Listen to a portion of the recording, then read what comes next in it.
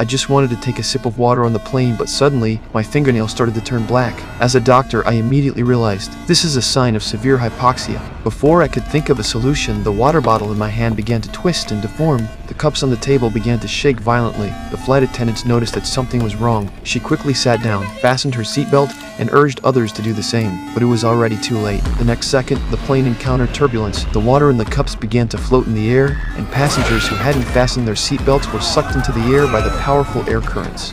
The pilot realized the danger, quickly putting on an oxygen mask. The cabin depressurized and oxygen masks fell from the ceiling. Everyone hurriedly put on their oxygen masks, but my wife had already lost consciousness due to oxygen deprivation. Meanwhile, a girl was trapped in the bathroom, but the airflow prevented the door from opening. Ultimately, she lost consciousness due to oxygen deprivation. I trembled as I made my way to the crew area. I took a bottle of oxygen from the first aid kit, quickly put it on my wife, and saved her from the brink of death. At that moment, the cabin pressure miraculously stabilized. The captain announced over the intercom, explaining that while the plane was crossing turbulence, the seal had broken, causing abnormal pressure. They had handled it properly, and passengers need not worry. Everyone finally breathed a sigh of relief.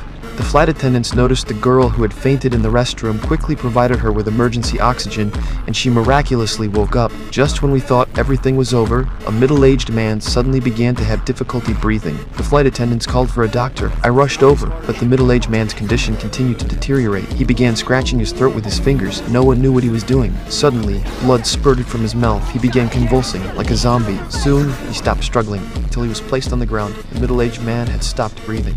When the captain immediately reported to ground control that a passenger had died on board, the crew moved the body to business class and covered it with a blanket. Shortly after, a young man sneaked into the economy class area. He saw the deceased's gold watch and tried to steal it, but he didn't leave immediately. Instead, he pulled out his phone, took photos of the body, and began mocking it. At that moment, the deceased's head suddenly turned.